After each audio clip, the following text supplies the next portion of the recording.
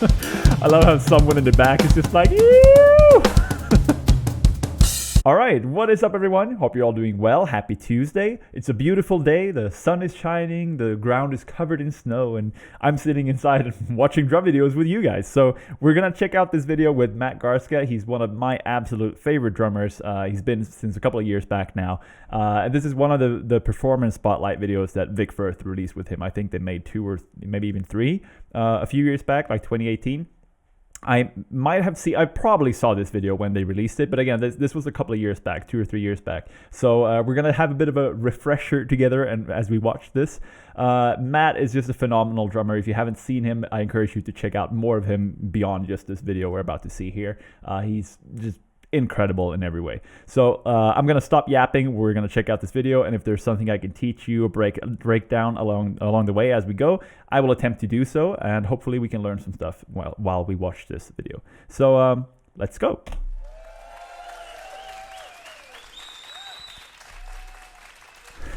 I love the little like entrance he does. All right, let's see.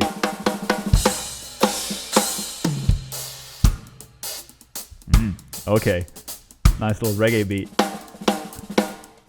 with the Matt Garstka sauce.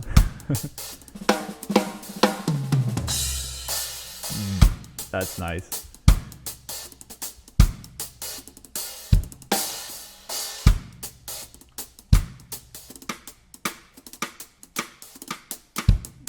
I love that.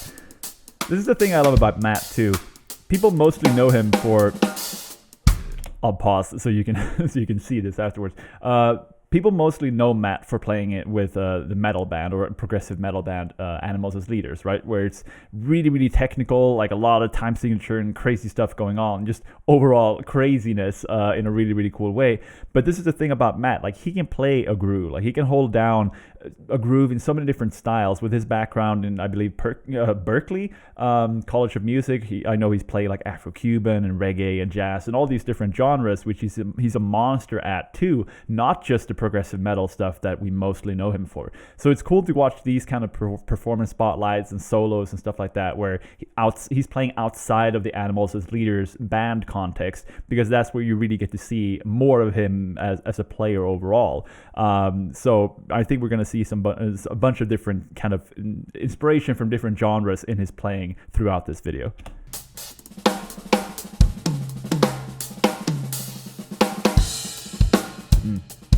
Yep, there's that groove. I don't know if you caught that. A tiny little detail that's worth mentioning. If we back it up a little bit here, before he starts playing the backbeat like full on the snare, here he's playing cross stick, right? So a tiny little detail that you can add to make your cross stick sound a bit better, sound a bit thicker and fuller, is to actually turn your stick around. So you can see his right hand, he has the stick as normal, but his left hand, he's turned the stick upside down, so to speak. So the thick end, like the butt end of the stick, is at the front, and he's holding where the tip is. And then when he goes back into the backbeat for the first couple of 10-15 seconds, he plays with it like this still, but then he actually flips it back and continues playing with it normally. So you can see here, the stick is backwards for a thicker sounding cross stick. There you can see it, right? And now in a couple of seconds, he switches it around, his left hand. There, see? And now he has both of his sticks as normal and continues to play like that. Just a cool little detail that's worth mentioning.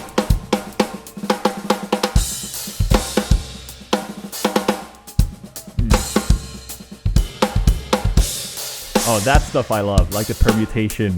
That's a typical Matt thing as well, which is just so imbued into his play style, is pushing those accents so they don't land on the beat, but rather pushing the accents so they land like on the 16th notes in between the beats, as he did on the ride here. He didn't hit the accents like, you know, in a predictable way just on the downbeats, but rather he pushed them and did these groupings of 3 or 5 or whatever he did there. That feel is just really, really cool. On the ride here now, has that really push and pull kind of dragging feel.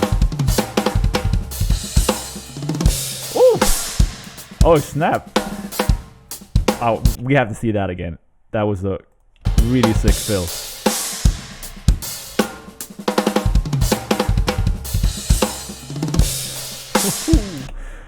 Oh man, that's really good. I'm gonna try to break that down. Give me a second. I'll fast forward this piece for you. But let me try to break that fill down, and we'll have a look at what he did, because that was really, really tasty.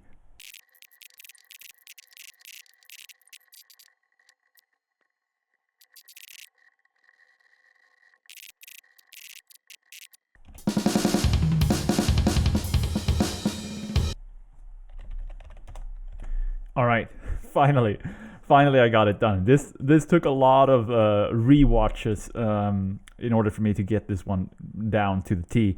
I think I got it now. So there's a lot of things going on here. We can start by listening to it one more time.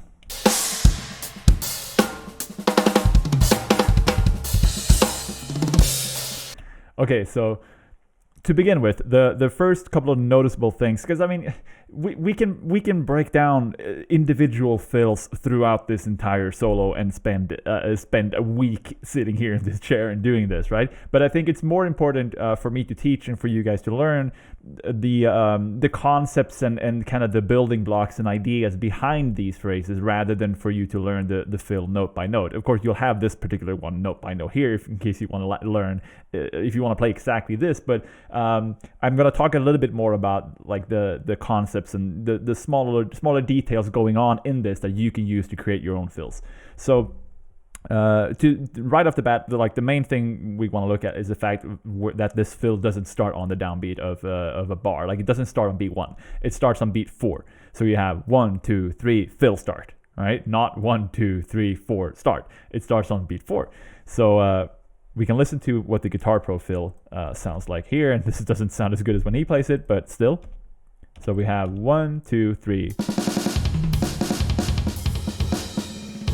So that's the first little component to it. And then is the fact that towards the end, we have both a subdivision change.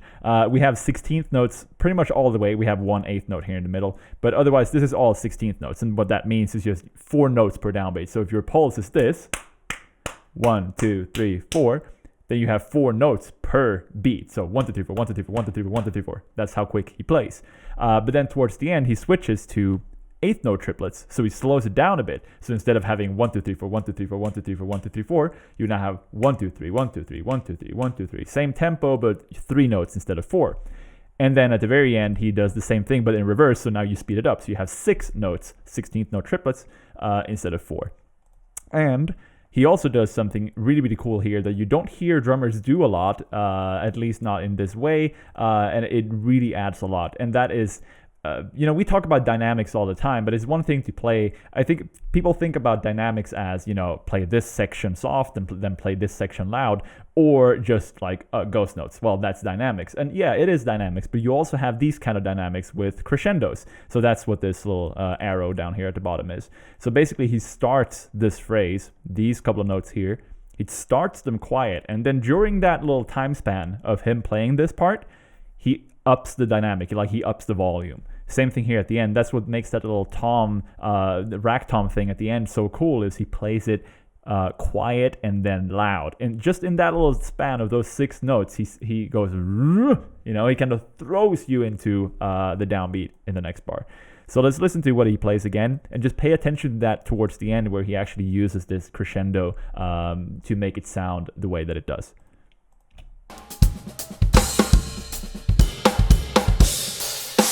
Okay, here.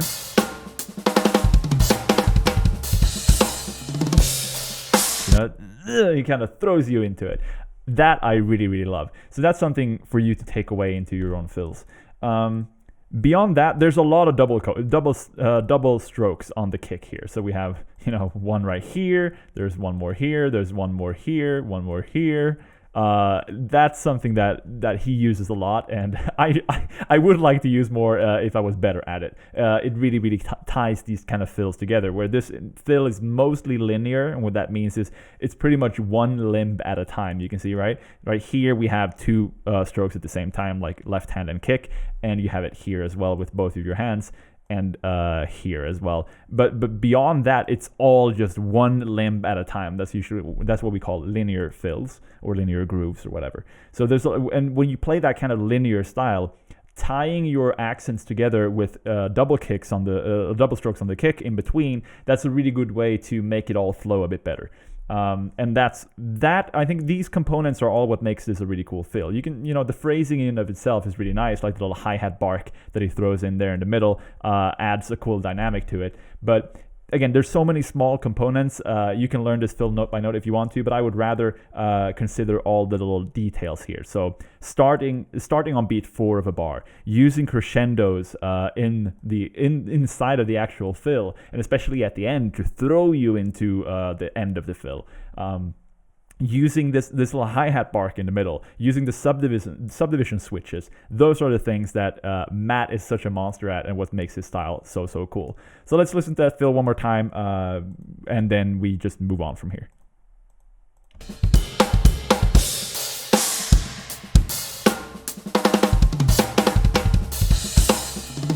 Yeah, there you go. And as always, this the notation and everything that I wrote here will be available for you to download for free in my free Discord channel. Link to that is in the description. You got a little smoke machine there now. Ooh, slams. Slams are nice. Ooh, quick hi-hat work. Single stroke. Oh, what he did there was basically all single strokes. So just right, left, alternating your hands. But again, with the dynamics, like the crescendos and stuff like that, you can hear the way that he plays the accents here on the snare, that single stroke thing that he did. There were some accents in there, right? And that's what gave it that really, really cool feel. So right here. That too, but here. And again, right? So what he does is basically you have your snare, your single stroke accents on the snare, so right, left, and let's say you accent, for example, the first two. So you accent right, left, and then you do two quieter ones like right, left. So right, left, right, left, right, left, right, left. Right? It's still the same. It's still just you alternating your hands, but you accent some of them and you pull some of them back. Then you get this kind of thing that he did here. Which sounds pretty cool.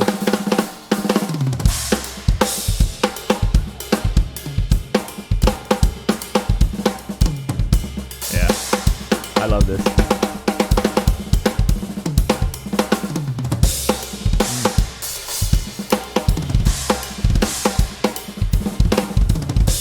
The double kick work. Ooh. Oh man. Oh, that's good. I love this style. Like the constant subdivision changes, the constant like flams and push and pull, and the dynamics and the crescendos and diminuendos, and like that's what makes Matt's style so freaking cool. Is there's so much going on the musical side. It's not just crazy chops and crazy speed. He has that too, but when you break it down, there's so much musicality in his playing. It's just I love it.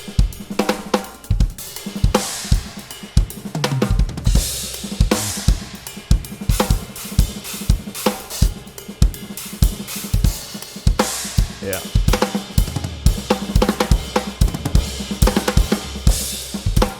Playing with the time signature. All of this is in the same time signature, right? It's just 1, 2, 3, 4, 1, 2, 3, 4. But he extends his fills and his phrases over several bars. Like that fill he did there was like over 2 or 3 or 4 bars, and he pushes and pulls and makes you kind of it makes you lose track of time, right? It feels like, oh, you should change the time signature or something, but it's still just 4/4. Just he's exploring every single piece of that space and chooses whether or not to play it or whether to leave it as a pause, as a rest note. It's just, it's really, really good.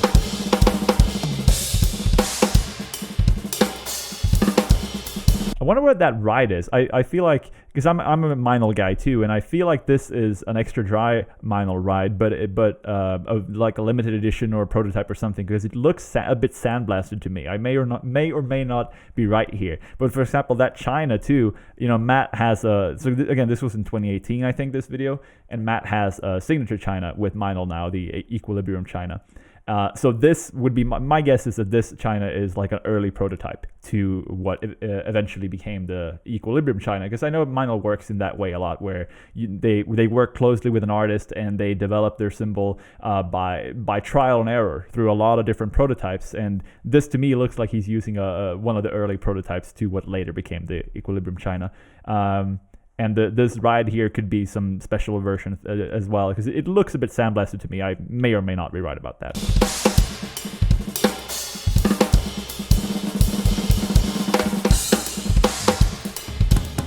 It all sounds great, though.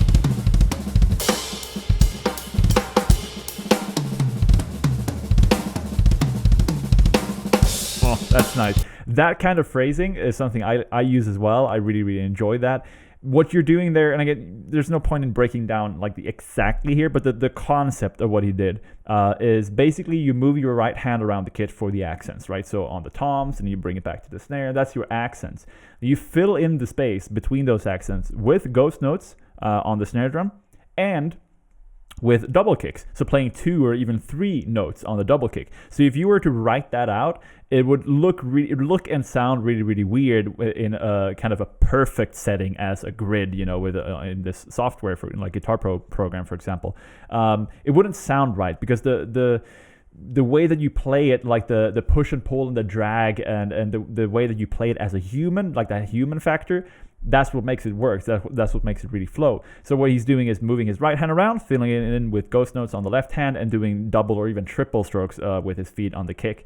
And it just to kind of throw himself into those accents, and that gives it this type of feel. And then I know from experience by playing this type of thing, when you're playing that, you're not really thinking about how many ghost notes you're playing on the snare, or if you're doing 2 or 3 strokes on the kick, or even what subdivision you're in. What's guiding you through those types of fills is, where do I place the accents in time? So you have your beat, you have your pulse, your 4/4 time signature. Where in that grid do I place the accents? Then what happens in between the accents? That's just all feel, essentially. Again, you could write it out, but there's really no point, because it doesn't really convey anything. So listen to that again, what he does here, and just know that when he's playing this, the accents on the toms, that's what's guiding him. And in between, it's just extra fluff, to kind of fill out the space and give it that feel. Good stuff.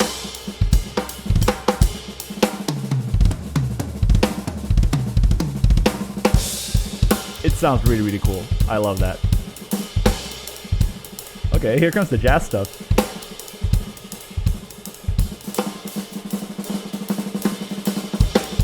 Left foot on the hi-hat. It's crazy independence to do this stuff.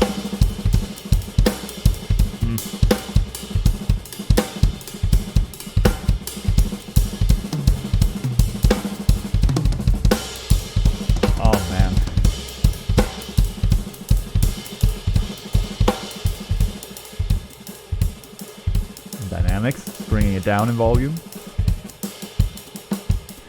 Subdivision changes. What's going on with the hi-hat? The hi-hat time. It's like in between the beat or something.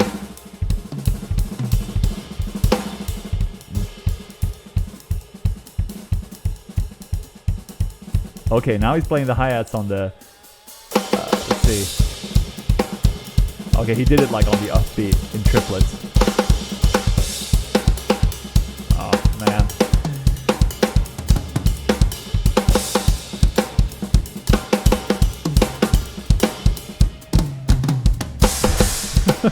I love how someone in the back is just like, ew! Oh, this is so good.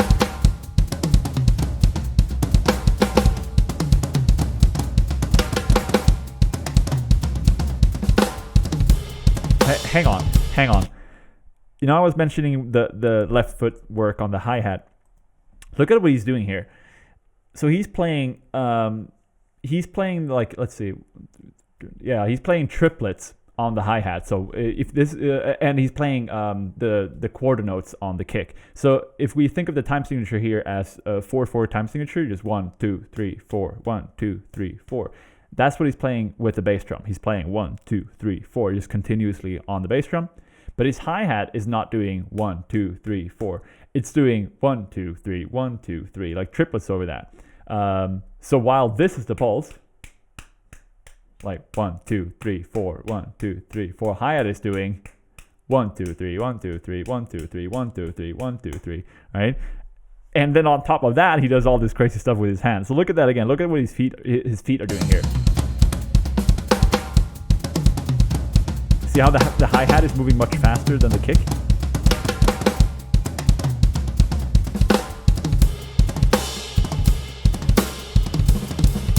Oh, this is so good, man.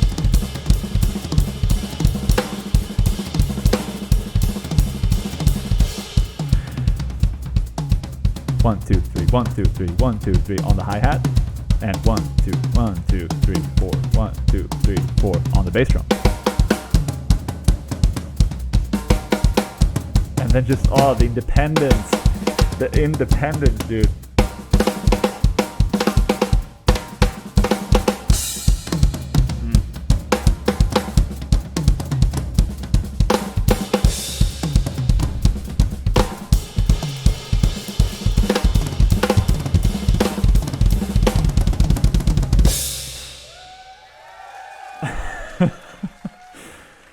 Oh man.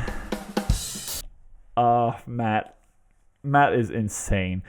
Again, there is more stuff I could break down in terms of like individual phrases and individual fits, but we would be spending all day here. I think it's better to just leave it as it is here. And again, the concepts that he's using here is what matters most, because his style is just so fluent, right? That's one of the things that me and many others love about Matt, is just the fluidity. Like, he just plays, it just flows out of him, right? It's because he is so intimately familiar with all of these concepts, with all of these subdivisions, switching and changing between subdivisions, doing different things on different limbs, the independence, the time signatures, all of that stuff. Like, you could wake him up in the middle of the night and he would know this stuff just right off the bat. He's so comfortable with it.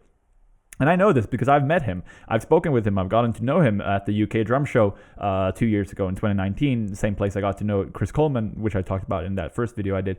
And I know Matt is one of those guys who just practices his butt off. Like, he practices so much, and he puts so much work into exploring this territory, like exploring all these subdivisions and just these crazy metric modulations and all of that, like really, really nerdy stuff, because it allows him to play all of these things that he plays so fluently and so freely, because he's so comfortable with so many different things. It just adds to his versatility and his chops and all of that stuff. So we're going to wrap it up here. If you haven't seen Matt before, I highly encourage you to check out more of him. And check out his band too, Animals as Leaders. If you're into progressive metal and you haven't seen them, you've seen or heard of them, then you really missed out, because they play some really, really crazy stuff. And Matt's drumming is phenomenal in every way. So thank you guys for watching. I hope you learned something from this. Again, the notation for this fill that I wrote out will be up in my Discord channel that you can download for free, and you can join the channel for free. So link is in the description for that. And yeah, let me know what you guys want to see next, and I will see you in the next video. Take care.